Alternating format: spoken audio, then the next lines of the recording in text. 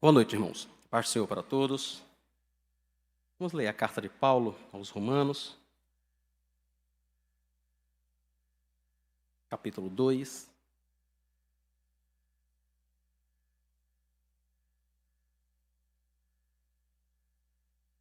A partir do versículo 1.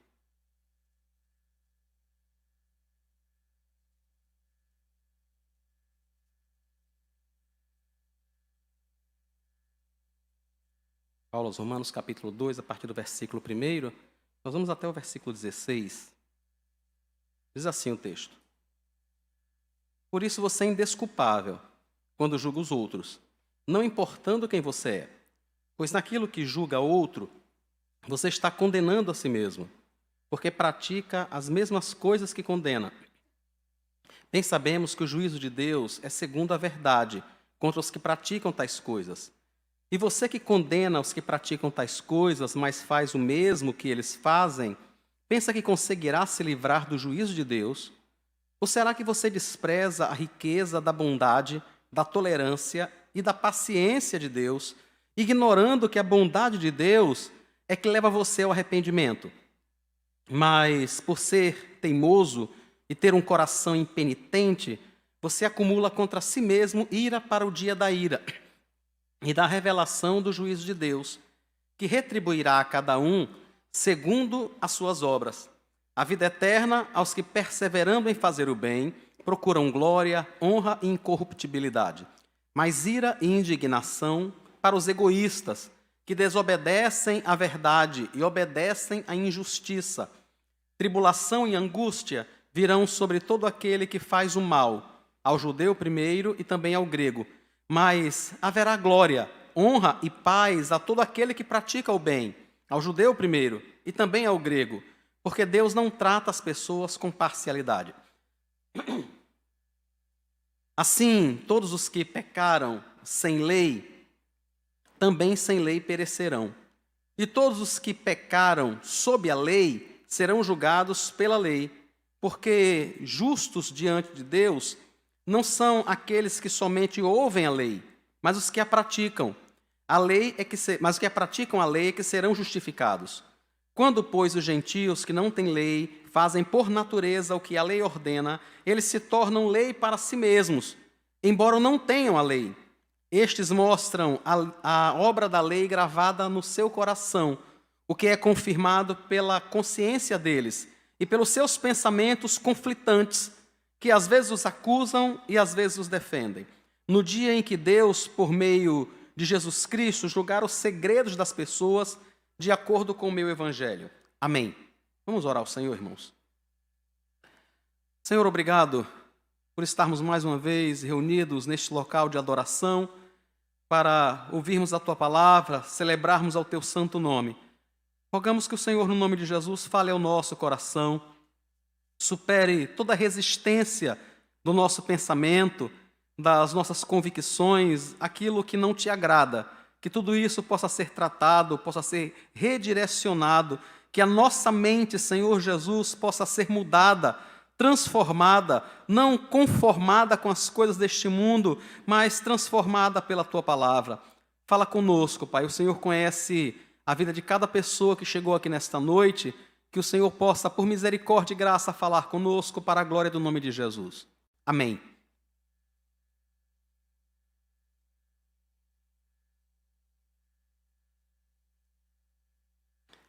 Quem de nós, irmãos, não julga de alguma forma? Quem de nós não julga em pensamentos, não julga falando, não julga no olhar, né? Quem de nós não faz isso? E Paulo, quando escreve para os Romanos, ele escreve todo o capítulo 1, mostrando o quanto Deus se revelou, o quanto Deus se mostrou, e por conta disso, o homem é indesculpável. Por conta disso, o homem não pode dizer que não conhece a Deus de jeito nenhum. Agora ele chega no capítulo 2 e diz, olha, você não é apenas indesculpável porque você conhece a Deus, porque aquilo que de Deus pode ser conhecido está revelado na natureza. Você é indesculpável quando você julga outras pessoas. E por que você é indesculpável quando faz isso? Inclusive ele acrescenta no versículo 1, né? Não importando quem você é. Pois naquilo que você julga o outro, você está condenando a si mesmo, porque pratica as mesmas coisas que condena. Quem de nós nunca julgou? E quem de nós não comete também pecados? Algumas vezes, aqueles mesmos pecados que nós apontamos, os mesmos erros que nós julgamos em outras pessoas, algumas vezes os cometemos. Alguém já propôs que talvez um modo de resolver a questão fosse fazer o seguinte: meta-se com a sua vida e eu com a minha. Não dê pitaco na minha vida. Não fale nada de mim. Você cuida da sua vida, eu cuido da minha. E acabou. E a gente resolve a questão. Acontece que, diante de Deus, não é tão simples. Porque o fato de detectarmos algo errado na vida de alguém não quer dizer que não haja. O problema o que Paulo está discutindo aqui não é se o que foi percebido é verdadeiro ou não. Ele está discutindo a situação de quem faz o julgamento. Porque algumas vezes, quando alguém aponta alguma coisa em nossa vida, quando alguém nos exorta, nos chama atenção, uma das primeiras coisas que a gente faz é dizer: e você? Tá, você vem falar de mim. E você que fez isso? E você que fez aquilo? E você que fez aquilo outro? E inúmeras vezes, quando nós fazemos assim, nós falamos de outros aspectos, de outros erros que a pessoa cometeu. Não é nem sobre aquilo que ela está abordando. Porque se uma pessoa vier falar conosco: olha, você costuma estar vendo o WhatsApp na hora do culto, e a gente vê a pessoa fazendo isso o tempo todo, talvez o mais natural fosse a gente dizer: mas rapaz, você faz isso o tempo todo, seu cara de pau. O tempo todo você faz isso. Como é que você vem reclamar comigo que você me viu com o celular na mão agora? Mas a maioria das vezes não é isso que acontece. Quando alguém nos acusa de alguma coisa, a gente aponta para diversos outros aspectos da vida dessa pessoa. E às vezes a gente com isso está querendo dizer: não me julgue. Não me julgue, não olhe para a minha vida. O problema não é apontar o erro, porque o erro existe na vida de todas as pessoas, na sua, na minha, na vida de todo mundo. Ninguém neste mundo, com exceção do Senhor Jesus, foi sem pecados. Todos somos pecadores. Não há quem não peque, não há quem não erre, não há um justo sequer completamente justo. Então, sim, nós cometemos erros. Mas o que Paulo quer destacar aqui é que quando eu e você fazemos esse julgamento sobre a vida do outro, de imediato nós estamos nos condenando se praticamos as mesmas coisas. Como é que eu e você poderemos julgar alguém se a gente faz a mesma coisa? A mesma coisa. Ao condenar essa pessoa, nós estaremos dizendo: olha, eu sei que isso é errado. E quando eu faço, eu não estou fazendo iludido, eu não sou inocente, eu não estou fazendo por um outro motivo qualquer. Eu tenho consciência que é errado. Tanto tenho consciência que estou apontando o erro na sua vida. Estou olhando para o que você faz dizendo: isso está errado. Ou seja, quando eu fizer, eu estarei me condenando. É isso que eu estou fazendo. E ele chega no versículo 2 e diz: olhe, lembre que o juízo de Deus é segundo a verdade contra os que praticam tais coisas. Inúmeras vezes, irmãos, eu e você julgamos erroneamente o outro. Talvez na maioria das vezes. A gente julgue erroneamente. A gente tire conclusões que não são verdadeiras.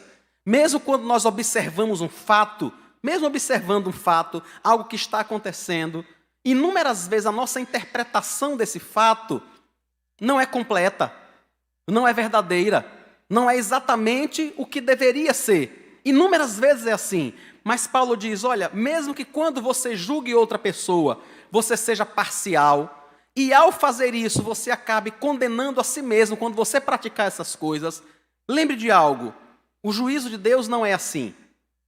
O juízo de Deus é segundo a verdade, é de forma justa, porque Deus é justo, e Ele conhece não apenas o fato, Ele conhece não apenas aquilo que eu faço e que você faz, mas Ele conhece o porquê. Ele conhece o que motivou. Qual é a sua motivação ao falar isso? Qual é a sua motivação ao fazer isso? Quando eu e você julgamos inúmeras vezes as pessoas, avaliamos o que elas fazem, nós não sabemos o que se passa no coração dela, a não ser que ela diga. A não ser que ela diga porque ela resolveu comprar este carro e não aquele, não faria sentido a gente simplesmente dizer assim, não, ele escolheu esse, não aquele, porque ele é snob. É só por isso, é só porque ele quer se aparecer. É só porque ele quer isso ou porque ele quer aquilo.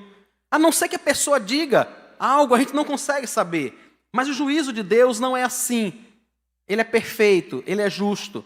Ele sabe completamente não apenas o que nós fizemos, ele sabe não apenas tudo o que está acontecendo, mas ele sabe tudo o que aconteceu para que nós chegássemos àquele momento. Então Paulo diz a esta pessoa com quem ele discute aqui, a quem ele chama a atenção, né? Na versão da Bíblia que nós usávamos anteriormente, ao meio da revista e atualizada, ele diz assim, por isso você é indesculpável, ó homem, quando julga os outros. Ele está falando de uma pessoa hipotética, uma pessoa qualquer que pronuncia um julgamento. Você é indesculpável, porque você não tem condições de julgar de forma justa. Mas Deus tem condições de fazer isso, de julgar segundo toda a verdade. E aí ele continua no versículo 3.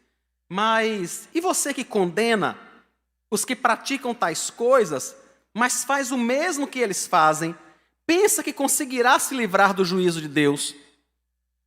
Ele está dizendo, você que aponta o dedo, você que é rápido no gatilho, muito rápido, sabe, observou algo, você tem uma crítica a fazer. Você tem uma observação dura, uma observação impiedosa, inúmeras vezes, para fazer. É você que se arvora desse direito de criticar a tudo e a todos. Você acha que você vai conseguir se livrar do juízo de Deus? É isso que Paulo está perguntando. Você julga outras pessoas. Quando você faz isso,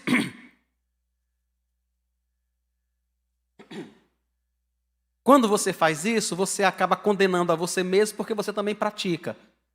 Então, o juízo que você profere é falho. Mas o juízo de Deus sobre a sua vida não é. Ele conhece toda a verdade. Então ele diz, observe o que você está fazendo. Observe o julgamento que você está fazendo, não apenas na vida do outro, mas julgue a si mesmo. Avalie a sua própria vida. Ou você acha que porque você aponta, porque você se sente certo, se acha justo, você vai escapar do juízo de Deus? Você vai simplesmente se livrar do juízo de Deus, porque você pensa que não há pessoa mais reta e mais justa do que você em toda a face da terra?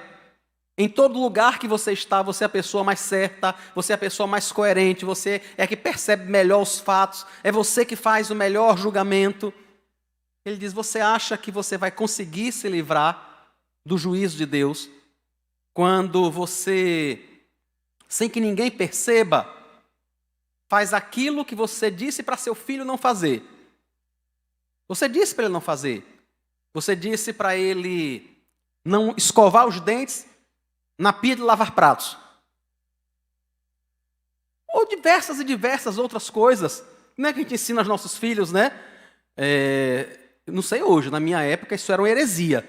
Imaginar alguém escovar os dentes na pia de lavar prato, isso era motivo para apanhar umas 3 vezes e passar umas 4 semanas de castigo. Mas aí não tem ninguém em casa e é a primeira coisa que você faz, pela comodidade, ou porque alguns de nós, né? Eu, no caso, alguns de nós temos a mania de sair, de botar a pasta na escova e sair pelo meio da casa aqui, ó. E quantas vezes nós que ensinamos, não apenas isso, mas diversas outras coisas, acabamos por fazer quando não tem ninguém por perto, quando não temos a quem prestar contas. E aí Paulo diz, Deus sabe o que você está fazendo. Você não vai conseguir escapar. Você tem consciência de que está errado. Tem tanta que você diz a outras pessoas, você ensina, não faça isso. Essa é a maior prova de que você tem consciência de que isso é errado. Aí talvez a gente se pergunte, né? Mas e daí? Ninguém está vendo. Ninguém está vendo, ninguém está sabendo. Mas, irmãos, deixou de ser errado porque alguém não está vendo? Deixou de ser pecaminoso porque ninguém pode apontar o dedo? Porque ninguém filmou? Porque ninguém viu? Claro que não. Algumas vezes nós não somos pegos de imediato, né? Não de imediato. Não somos pegos. Mas vai chegar esse momento. Vai chegar, até porque um erro cometido diversas vezes, a gente vai se acostumando, se acostumando, se acostumando. E uma hora, pelo costume de ver tanta besteira, de assistir tanto vídeo que não deveria, dos grupos de trabalho que lhe mandam, de tanta mulher pelada, de tanto disso, de tanto aquilo, você vai acabar mandando para o grupo da igreja. Vai acontecer. É inevitável. Não tem jeito. Como diriam, né? O crime não compensa. Vai acontecer. Nós vamos ser pegos. Não tem jeito. Quando Paulo escreve para os romanos, ele diz: vocês estão pensando que uma vez que o julgamento ainda não chegou, que você não foi exposto, que o seu erro não foi publicado, você imagina que isso está acontecendo porque Deus concorda com você? Você acha que Deus não tem nada a dizer, que Deus não se importa com o que você está fazendo? E ele diz no versículo 4, será que você despreza a riqueza da bondade de Deus, da tolerância e da paciência de Deus, ignorando que a bondade de Deus é que leva você ao arrependimento? Ele primeiro faz uma pergunta, no versículo 3. Você pensa que você vai se livrar? Você pensa que fazendo coisas que ninguém vê, você vai se livrar? No versículo 4 ele pergunta, e por que você não foi punido ainda? Porque não aconteceu o juízo ainda sobre sua vida? Você está ignorando a riqueza, você está ignorando a bondade, você está ignorando a tolerância, você está ignorando a paciência e a misericórdia de Deus. Por algum acaso, de algum modo, você está suspeitando que Deus está concordando com você, porque algo não aconteceu ainda. E Paulo diz, perceba, não aconteceu ainda, porque Deus está sendo misericordioso.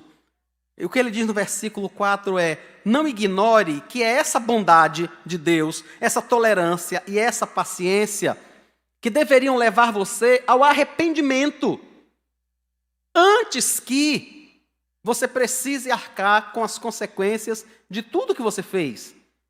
Não imagine esse tempo enquanto o juízo não chegou, enquanto a justiça não foi feita. Não imagine por um momento sequer que talvez Deus esteja concordando, que talvez nada vai acontecer, que talvez você consiga se livrar a vida toda. Talvez a vida toda você consiga se livrar disso. O único modo de eu e você conseguirmos nos livrar dos erros de forma definitiva é se a gente se arrepender, pedir perdão e abandonar. É o único jeito. Se a gente continuar varrendo para baixo do tapete, protelando, deixando para depois, para depois, para depois, não vai desaparecer. Porque nós somos assim, irmãos.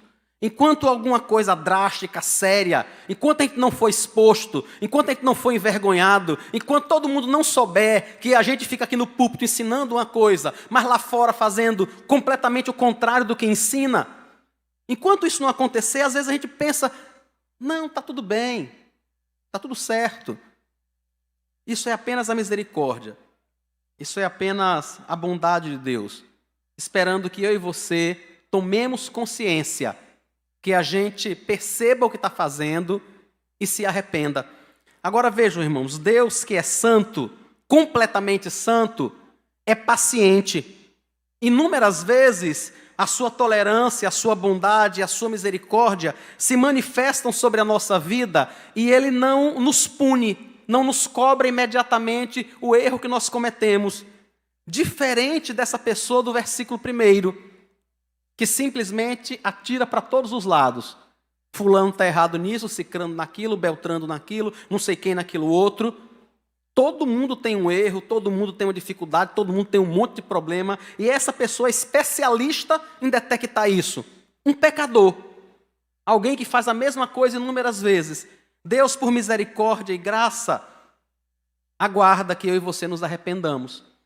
Inúmeras vezes o Senhor aguarda, espera pacientemente que a gente perceba, que a gente caia em si, que a gente diga, rapaz, não deve ser assim, não deveria continuar dessa forma. Mas por ser teimoso, diz o versículo 5, e ter um coração impenitente, você acumula contra si mesmo ira para o dia da ira e da revelação do justo juízo de Deus. Ou seja, algumas pessoas que cometem os erros que elas mesmas condenam nos outros, não entendem que Deus está sendo misericordioso em não cobrar naquele momento, mas o texto deixa claro para nós, vai chegar o dia do juízo, vai chegar o dia da cobrança. Você pode ser teimoso, ter um coração duro, impenitente, que não se arrepende, mas enquanto isso você está acumulando contra si mesmo ira, para o dia da ira e da revelação do justo juízo de Deus. Tem um aspecto interessante nas alergias, né? Na maioria das vezes, quando nós temos alergia a alguma coisa, a gente não tem, raramente nós vamos ter uma reação drástica, um choque anafilático, algo muito sério, num primeiro contato. Mas isso é cumulativo. Você tem alergia a camarão. Eu.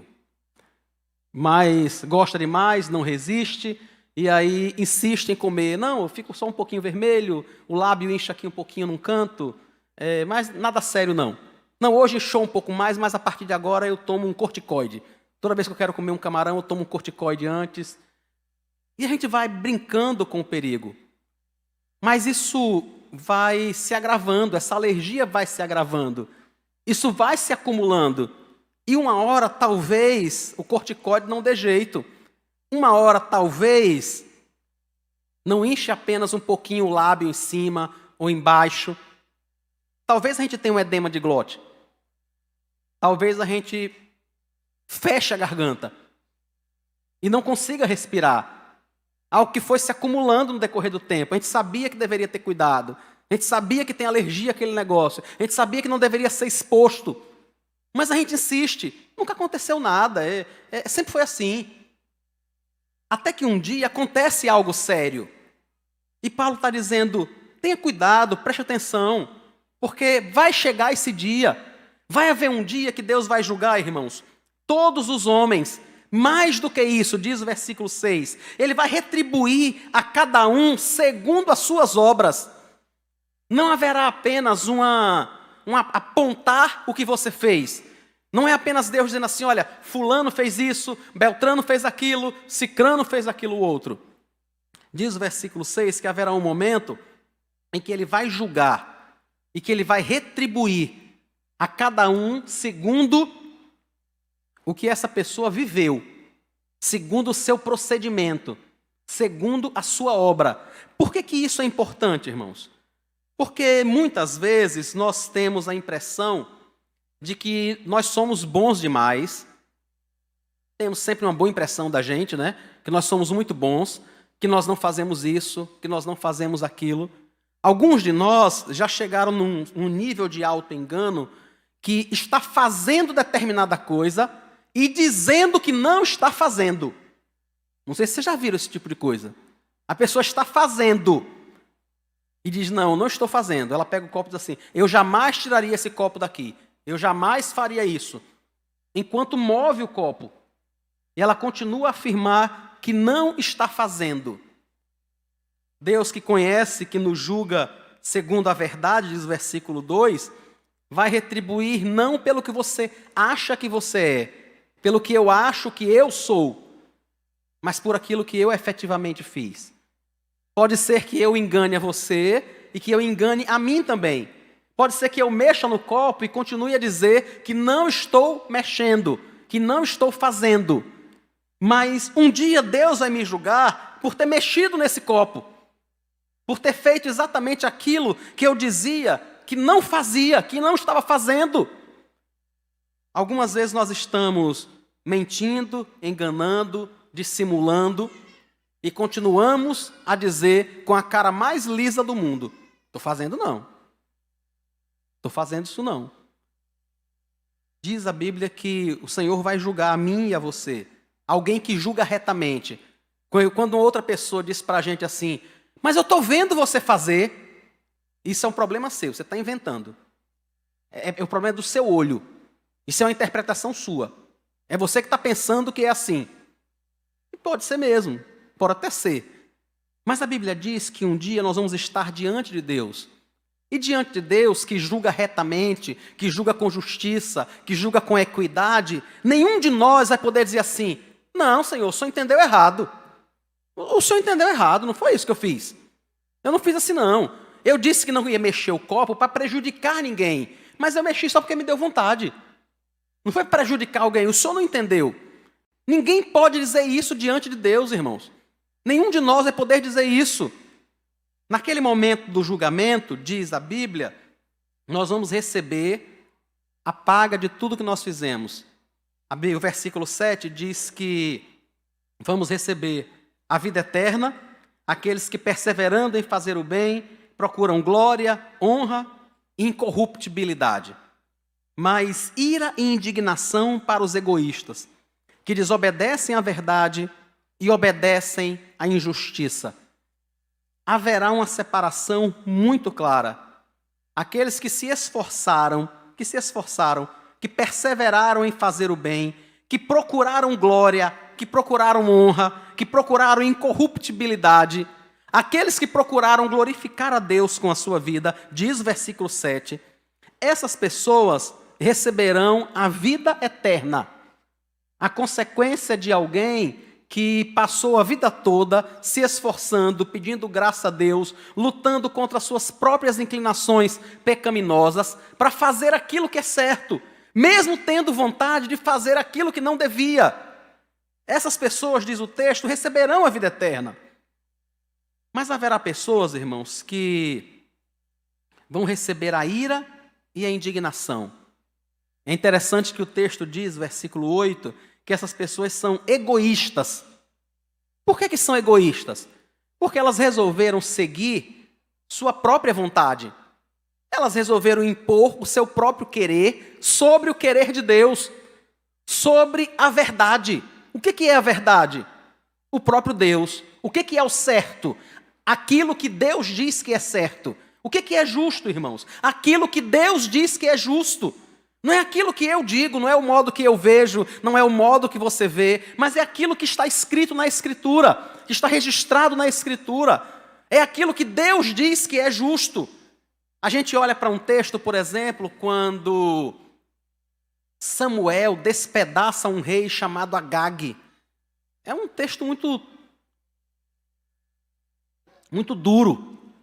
Deus tinha mandado Saul exterminar um povo por completo, não deixar ninguém vivo. Saul volta com o rei desse povo. Samuel toma o rei da mão dele e despedaça esse homem na frente de Saul. E a gente fica pensando, isso é uma barbárie. Isso não tem nem palavras para descrever um negócio desse. É verdade, irmãos. Se eu e você tivermos a iniciativa de fazer isso, é uma barbárie, é um pecado completo, é assassinato. Não quando Deus diz para fazer. Por mais que eu e você fiquemos chocados com essa imagem, ou qualquer outra, justo é aquilo que Deus diz que é justo. Certo é aquilo que Ele diz que é certo. Quando é que o egoísta se pronuncia? Quando ele olha e diz, eu jamais vou matar um rei. Você está doido? Eu jamais vou despedaçar um homem. Eu jamais faria isso. Não está vendo que isso é algo terrível? Foi isso que Saul fez. Saul era um homem egoísta. Deus disse, extermine todos. E ele traz Agag vivo. Ele entende que a opção que ele fez foi melhor. Deus disse, mate tudo, acabe com tudo, com animais, acabe com crianças, com idosos. Não deixe nada entre os amalequitas, não deixe nada vivo. Mas pensa Saul, que era esse egoísta, que tinha uma proposta melhor. Não, Deus mandou matar tudo. Mas a gente não faz sacrifícios a Deus? Eu vou levar o melhor do gado. Eu vou levar o melhor das ovelhas. E vou oferecer em sacrifício ao Senhor. E a palavra de Deus, através de Samuel para Saul é melhor obedecer do que sacrificar. Deus não pediu para você sacrificar esses bois. Deus não pediu para você sacrificar essas ovelhas. O que Deus pediu foi: não deixe nada vivo naquela cidade. Essa foi a vontade de Deus. Isso é o justo. Isso é o certo. Aqueles que questionam o que é a vontade de Deus, entendendo que a sua vontade é melhor, é mais polida, é mais atual, é mais justa, é mais politicamente correta, Paulo diz no versículo 8, são egoístas. São aqueles que colocam a sua vontade sobre a vontade de Deus. E sobre essas pessoas o que virá é a ira e a indignação, porque eles desobedecem à verdade e obedecem à injustiça. Eles não dão ouvidos àquilo que é a verdade, àquilo que é a voz de Deus. Ele então continua no versículo 9. Vão vir tribulação e angústia sobre todo aquele que faz o mal, ao judeu primeiro e também ao grego. Mas haverá glória, honra e paz a todo aquele que pratica o bem, ao judeu primeiro e também ao grego, porque Deus não trata as pessoas com parcialidade. O povo judeu, povo da aliança, povo escolhido por Deus para servir ao Senhor, foi esse povo que recebeu o culto, foi esse povo que recebeu a instrução sobre a adoração, sobre os sacrifícios. Foi esse povo, irmãos, que recebeu de Deus o desenho do tabernáculo para poder adorar ao Senhor. E este povo é que se orgulha e que pensa que apenas por ter nascido judeu, ele está salvo. Eu nasci judeu. É o meu povo que foi escolhido por Deus. Eu estou salvo. E Paulo diz àquelas pessoas que a tribulação e a angústia vão vir sobre todos. Vão vir sobre o judeu, que tinha esse sentimento nacionalista tão forte, né? Não, nada vai nos acontecer, nós somos filhos de Abraão, né? Os judeus discutem com Jesus, em João, no capítulo 8, e dizem assim a Jesus: nós somos filhos de Abraão, nós temos por pai a Abraão. Então, assim, não venha criticar a gente. Nós somos judeus de nascimento, nós estudamos a Torá desde cedo, nós estudamos a lei de Israel, a lei do nosso Deus desde muito cedo. Então não venha para cá me criticar. Jesus olha para eles e diz assim: vocês não têm por pai Abraão, vocês têm por pai o diabo. Porque se vocês tivessem por pai Abraão, vocês não iam querer me matar. Porque Abraão ansiou, ele desejou ver o meu dia, viu e se alegrou. Antes que Abraão existisse, eu sou. O que Jesus estava dizendo é: eu sou o Deus que falei com Abraão. Fui eu que apareci para Abraão. Fui eu que disse a Abraão: saia da sua terra, saia de Ur dos Caldeus, vá para um lugar que eu vou lhe mostrar. Fui eu que falei com Abraão. Era isso que Jesus estava dizendo àqueles judeus. Então vocês não têm por pai Abraão, porque vocês estão querendo me matar. E naquela hora os homens queriam matá-lo mesmo. Queriam de verdade. Então não é o local onde nós nascemos, irmãos. Não é o berço que nós nascemos. Não é o fato de termos pais cristãos, piedosos, tementes a Deus, que vai nos deixar numa condição de não sermos julgados por Deus. Não é o fato de sermos membros de qualquer igreja que seja, A, B, C, qualquer que seja, que vai nos deixar numa condição de não sermos julgados por Deus pelo simples fato de sermos membros de tal igreja, de sermos de uma família protestante desde não sei quanto. Não é esse simples fato.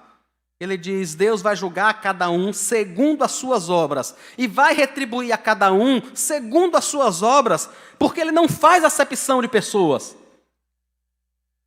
Isso não acontece, Ele não vai distinguir. Não, você é filho de fulano, então assim, eu vou lhe julgar diferente. Você é da igreja fulano de tal, conheço aquela igreja. Não, então assim, você vai ter um lugar diferenciado, você vai ter um lugar melhor. O texto é muito claro. Deus não faz acepção de pessoas. Ele vai julgar a todos segundo a verdade, segundo a justiça. O que é a verdade e a justiça? Aquilo que ele diz que é verdadeiro e justo. Ele vai julgar a mim, a você e a todos nós por aquilo que ele revelou, pela sua palavra, pela sua própria lei. Mesmo aqueles que não conseguiram ter acesso a essa lei revelada, a essa lei escrita, mesmo essas pessoas têm a lei gravada em seu coração. É o que ele passa a discutir então a partir do versículo 12. Ele diz, olha, dessa forma, já que Deus não faz acepção de pessoas, todos os que pecaram sem lei perecerão. E todos os que pecaram sob a lei serão julgados pela lei. Porque justos diante de Deus não são aqueles que somente ouvem a lei, mas os que a praticam é que estão justificados. Ele agora aborda uma questão que o judeu tinha uma certa dificuldade em entender. Os mandamentos foram revelados ao povo judeu. Foi a Moisés que Deus deu a tábua dos 10 mandamentos. As 10 palavras que expressavam a sua vontade foi dada ao povo de Israel, foi dada àquele povo eleito, com o objetivo de que eles ensinassem a outros, com o objetivo de que eles evangelizassem e que a verdade de Deus fosse divulgada. Mas foi dada a eles. E Deus diz, olha, vocês estão pensando que os gentios apenas é que serão julgados porque eles não têm os mandamentos, porque eles não têm a lei, porque eles não têm as regras? Você está pensando que só eles é que serão julgados? Vocês serão julgados também, diz Paulo aos judeus. Aqueles que não conhecem a lei serão julgados pela lei que está gravada no coração deles. Aquela lei natural que o próprio Senhor faz referência aqui no capítulo 1, que Paulo diz, olha, o que de Deus se pode conhecer está revelado entre os homens. E ele explica inclusive isso aqui a partir do versículo 14. Ele diz, olha, quando os gentios, o gentio é qualquer pessoa que não nasceu em Israel, né? Quando o gentio que não tem lei, por natureza, faz o que a lei ordena, ele se torna lei para si mesmo. Embora não tenham a lei, eles mostram a lei, a obra da lei, gravada no seu coração, o que é confirmado pela consciência deles e pelos seus pensamentos. Apesar de não conhecerem os mandamentos, os 10 mandamentos, essas pessoas agem de conformidade com algo que está impresso na alma delas. Por isso você vê pessoas cuidarem de seus filhos em qualquer cultura. Em qualquer cultura ele sabe que precisa cuidar de seus filhos, sabe que precisa amparar pessoas que estão em situação de fragilidade. Em qualquer lugar é assim, irmãos. Pessoas que conhecem o cristianismo e pessoas que não conhecem o cristianismo. Porque Deus revelou-se à alma dessas pessoas. Há algo no coração delas que faz com que elas entendam que há certo e que há errado. E elas serão julgadas por isso, porque elas sabem que mesmo sem conhecer a lei, apenas com a lei que elas mesmas criaram, que está gravada no coração delas, que elas experimentam na prática, ainda assim, elas não são completamente fiéis a essa lei. E por isso vão ser julgadas. Por isso, essas coisas virão à tona no dia do julgamento. Paulo disse que isso vai acontecer, está aí no versículo 16, no dia em que Deus, por meio de Cristo Jesus, julgar os segredos das pessoas, de acordo com o meu evangelho. Aquela pessoa que lá no versículo 1 julgava, apontava o dedo, criticava, falava, enquanto escondia os seus próprios pecados, enquanto escondia os seus próprios erros, um dia vai ter tudo isso exposto diante de Deus. Tudo, irmãos. Apocalipse capítulo 20 conta um momento onde os livros serão abertos. Todos estarão diante de Deus, todos serão julgados. E serão abertos livros, livros e mais livros, aonde estarão tudo aquilo que as pessoas fizeram. E as pessoas serão julgadas segundo aquilo que está no livro. Segundo as obras que praticaram. Mas Apocalipse 20 também diz assim, e foi aberto um outro livro, o livro da vida. E todo aquele que não se achou escrito no livro da vida, esse foi lançado no lago que arde com fogo e enxofre, a saber, a segunda morte. As pessoas serão julgadas, irmãos, por aquilo que fizeram. Todas elas serão julgadas por suas obras. Mas, se eu e você nos arrependermos, se em vez da gente tentar estar apenas culpando os outros, que isso algumas vezes ajuda a aliviar a nossa consciência, né? A gente diz assim, eu não sou tão pecador, tão miserável quanto fulano. Eu faço isso, mas fulano faz muito pior. Fulano faz isso, faz aquilo outro, faz aquilo outro. Como se de alguma forma exaltar, destacar o pecado, o erro do outro, fosse apagar o nosso. Só que não apaga. Para todo aquele que, em vez de ficar tentando culpar o outro, esconder os seus próprios pecados, ocultar os seus próprios erros, para todo aquele que resolver que vai abandonar um modo de vida que não agrada a Deus, diz aqui o texto que essa pessoa vai receber a vida eterna. Versículo 7 de Romanos 12, ou de Romanos 2. Diz Apocalipse 20 que o nome dessa pessoa vai estar escrito no livro da vida. Porque ela é perfeita? Não, ninguém é perfeito, irmãos. Nenhum de nós é. Essa possibilidade não existe deste lado da eternidade, de sermos perfeitos, de não pecarmos de jeito nenhum, de não cometermos nenhum tipo de erro. Isso não existe aqui. Mas há pessoas que são perdoadas, que têm consciência de seus pecados, que não procuram esconder, mas que os apresentam diante de Deus, que em vez de ficar tentando enganar aos outros e enganar a si mesmos, eles apresentam isso diante de Deus, eles chegam diante de Deus com tudo aquilo que eles são, dizendo, Senhor, eu sou a si mesmo, eu sou mentiroso, eu sou avarento, eu sou obsceno, eu sou um ladrão, eu falo palavrão, eu engano as pessoas. São essas pessoas que se aproximam assim diante de Deus, não tentando ocultar, não tentando mascarar, não tentando apontar o erro do outro, mas que chegam diante do Senhor como elas são. São essas pessoas que recebem a vida eterna. São essas pessoas que são perdoadas. São essas pessoas que têm o seu coração tratado. São essas pessoas que têm o seu nome escrito no livro da vida.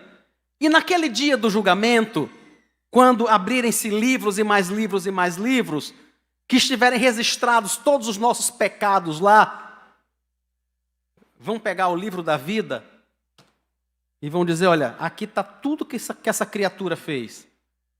Eu acho que os meus livros, só os meus serão bastantes. Mas vamos olhar que no livro da vida está o seu nome. E todas aquelas obras, irmãos, estarão cobertas pelo sangue de Cristo.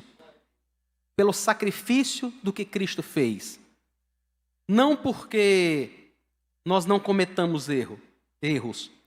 Não porque nós não falhemos, não erremos, mas porque o Senhor Jesus pagou por todos os nossos erros, por todos os nossos pecados, por todas as nossas falhas. Por isso, nós poderemos, no dia do juízo, estar em paz, estar diante do Senhor. Queria, com esse texto, então, alertar você, lhe aconselhar, dizer, olha, seja menos impiedoso no julgamento, sabe? Seja menos impiedoso. Não olhe para as pessoas como se você não cometesse os erros. Só os outros cometem. Por que isso? Porque quando você fizer isso, quando você julga com essa impiedade, você está condenando a você mesmo. Porque você não é perfeito. Não seja assim, não seja aquela pessoa que é tão difícil de lidar. Para quem todo mundo está errado. Todo mundo está errado. Não tem um ser humano que faça nada de bom, que faça nada que preste. Todo mundo está errado. Está tudo errado que todo mundo faz. Não faça isso. Peça graça a Deus para lidar com isso. Entenda que você mesmo foi perdoado pelo Senhor. Entenda que você mesmo só vai para o céu, não porque você é bonzinho e porque não erra, mas porque o Senhor Jesus morreu por nós, porque Ele pagou pelos nossos pecados. Por isso é que nós vamos para o céu. Não é porque nós somos melhores do que fulano, do que cicrano, do que beltrano. Não é por isso que a gente vai para o céu. É porque Ele morreu por nós. Um outro conselho que eu queria te dar é, ao perceber esses erros também em você, não tente esconder, não tente maquiar. Apresente a Deus, apresente diante do Senhor, peça perdão a Deus. Já sei, eu tenho misericórdia, me sustente, mude meu coração, mude a disposição da minha mente, mude as minhas vontades, para que se pareçam mais com o Senhor. Se eu e você agirmos assim, irmãos, nós não precisaremos temer no dia do juízo. Não precisaremos temer no dia do julgamento.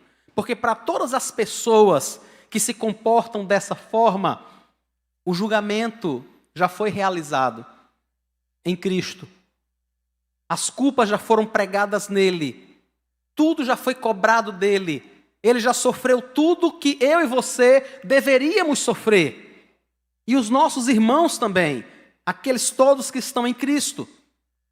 Então a gente não precisa, não precisa temer o dia do juízo, se enquanto estamos aqui, entendemos que há um justo juiz e que não somos nós. Nós não somos o juiz do mundo. Nós não somos aquele que faz tudo certinho e que todo mundo faz tudo errado. Mas nós confiamos no Senhor, na sua misericórdia, na sua bondade, na sua graça que transforma o nosso coração. Por fim, seja misericordioso. Seja misericordioso com a falha, com o erro das pessoas, com as dificuldades delas. Eu não estou dizendo para você aplaudir o erro de ninguém. Eu não estou dizendo para que as pessoas não sejam exortadas, para que não se chame a atenção delas. Eu não estou dizendo isso.